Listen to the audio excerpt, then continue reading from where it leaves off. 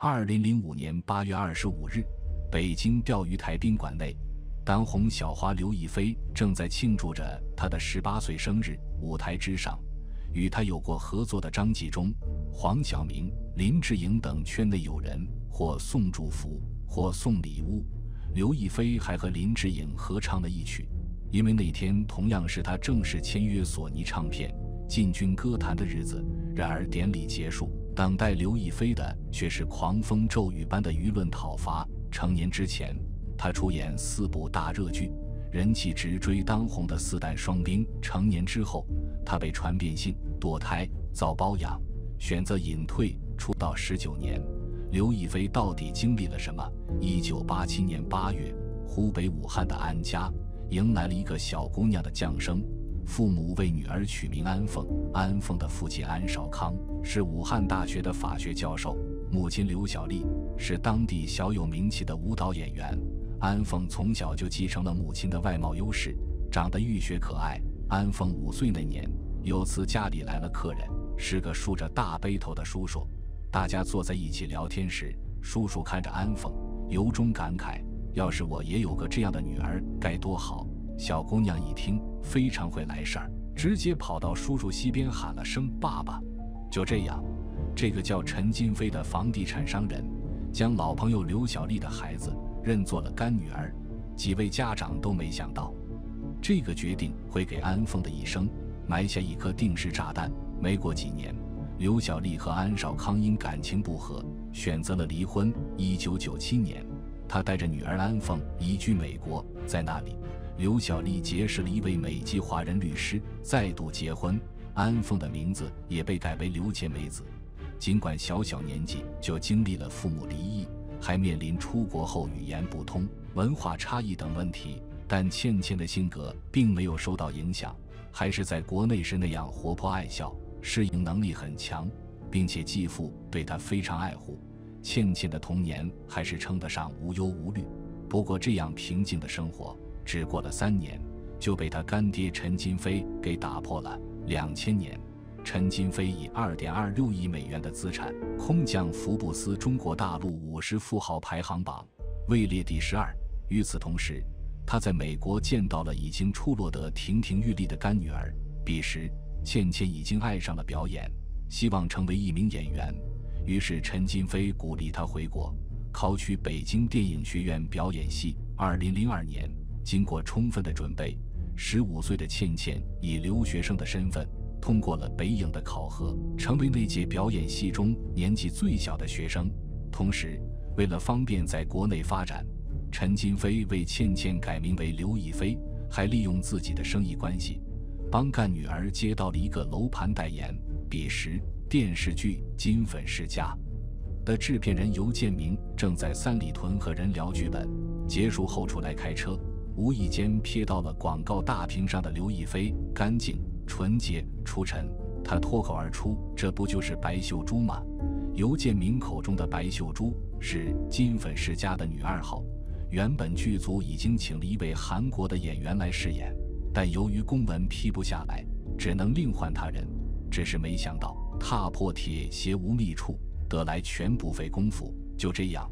正在过暑假等待开学的刘亦菲来到了《金粉世家》剧组，拍摄了自己人生中的第1部电视剧。彼时的娱乐圈女明星中，竞争最为激烈、人气也最高的4代双冰恰好走到了转型期。除了因旭日旗事件几乎被民意封杀的赵薇、章子怡转型国际章，周迅事业重心放在了电影圈，徐静蕾开始跨界当导演，范冰冰和李冰冰先后在《少年包青天》里给周杰作配，顺便酝酿争夺华谊姐这场持久战。这个时候，电视剧领域还没有谁能够威震一方。2003年3月20日，民国爱情剧《金粉世家》在央视8套黄金档首播，一经播出就收获了如潮好评，平均收视率高达 7.68%， 连续2年获得央视收视冠军。初出茅庐的刘亦菲就这样站在一个高起点上，走进了观众的视野。当大家得知这个女孩参与拍摄时只有15岁，无不感叹她的美貌，真是老天爷赏饭吃。而早在《金粉世界》杀青之前，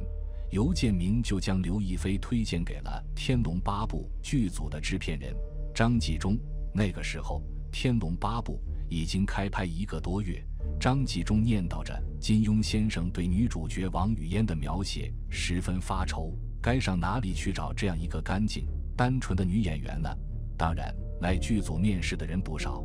只是张纪中觉得他们阅历感都太明显，不够纯粹。直到有人推荐了刘涛和尚未问世的刘亦菲，张纪中邀请2人同一天试戏。当他们走进片场时，他的心中就有了答案：刘涛是阿朱的不二人选，而王语嫣非刘亦菲莫属。于是，在金粉世家的热潮尚未退去时，《天龙八部》带着神仙姐姐刘亦菲再次震撼了观众。从那时起，每个看过《天龙八部》的人都会像剧中林志颖扮演的段誉一样，忍不住将刘亦菲视作神仙姐姐。原着作者金庸看过电视剧后，甚至放话：我希望刘亦菲来饰演《神雕侠侣》中的小龙女，这样大家才知道我金庸没有在胡说八道。2004年，刘亦菲真的开始参与《神雕侠侣》的选角试镜。不过作为小龙女大热人选，她的路走得并不轻松。因为年纪小，没有恋爱经验，剧组虽然让她试戏，但并没有将她当作第一候选人。与她同期试戏的还有周迅、蒋勤勤等相对成熟的女演员。最终，小龙女花落周迅，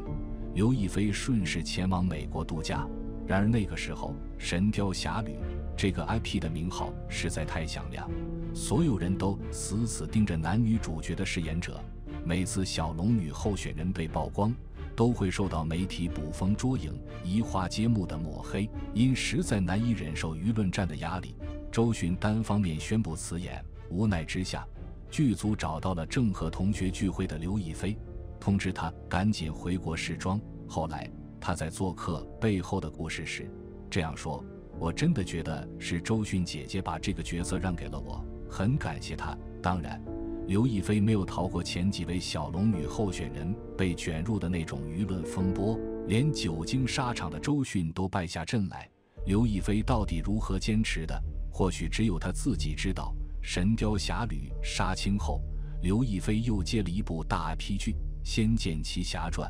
这部全员新人的仙侠剧是内的仙侠剧中的经典之作。刘亦菲凭借赵莲一角，不知又俘获了多少观众的心。同年，刘亦菲签约索尼唱片，正式进军歌坛。签约仪式就定在她18岁生日当天。当天签约仪式结束后，陈金飞为干女儿斥资180万，打造了一场奢华的成人礼。当然，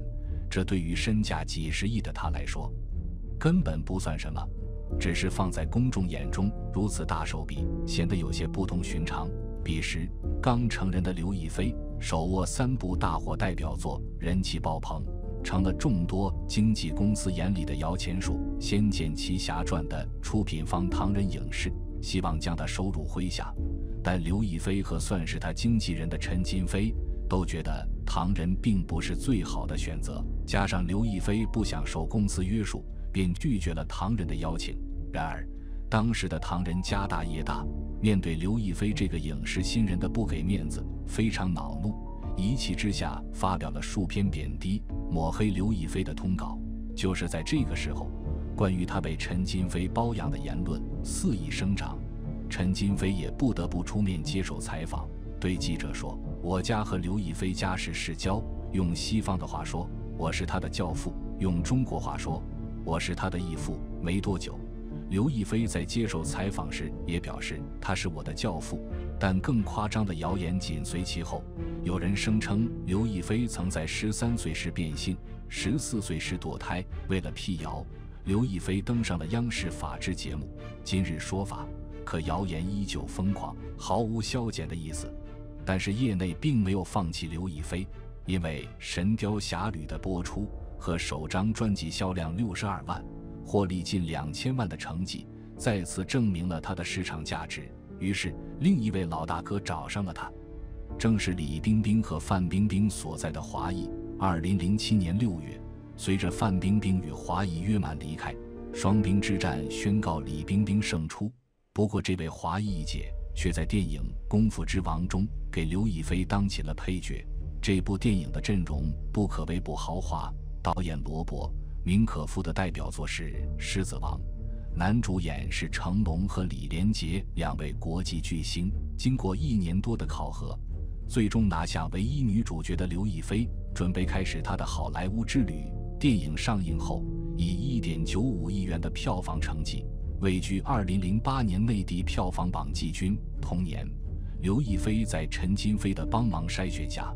与好莱坞经纪公司 WME 签约，而这家经纪公司旗下的华人女星还包括准备转回国内发展的章子怡。尽管好莱坞首次亮相的整容豪华成绩不俗，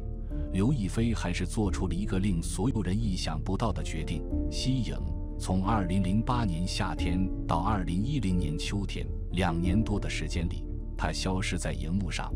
因为光环背后是难以遏制的流言蜚语，关于她被陈金飞包养的传闻已经升级，变成她和母亲两女共侍一夫，甚至传出陈金飞为她造金飞公寓。事实上，这幢公寓建成10几年后，陈金飞才和开发商有过合作。还有传言称，刘亦菲息影是因为陈金飞犯欺诈罪入狱，没了靠山，自然无法在娱乐圈混。事实上，陈金飞根本没有入狱，内地法律中也不存在欺诈这项罪名。那2年，如果在互联网上搜索他的名字，看到的多半是各种玉女坠下神坛的报道，还有唐人影视新捧的艺人刘诗诗。唐人倒是还不避嫌，给他安排的名号是小刘亦菲。重新复出后，刘亦菲开始在男人戏中尝试新的可能性，出演《同学台》《四大名捕》等电影。2016年初，刘亦菲和宋承宪在拍摄电影《第三种爱情》后公布恋爱关系，陈金飞则没多久便与90后美女杨采钰公开恋爱。传言再次升级，将刘亦菲资源滞后归结为与干爹闹掰，而杨采钰从长向导身份背景都被解读为刘亦菲的替身。直到刘亦菲拿到电影《花木兰》这样的顶级资源，这种说法依旧存在。2014年7月，刘亦菲在微博表态：如果被误解，我永远不会解释，人们只会相信自己想相信的。她一路走来的种种，正应了当年接受采访时话外音中的那句旁白：娱乐圈向来是为破坏纯洁无瑕的自然之美而不择手段的。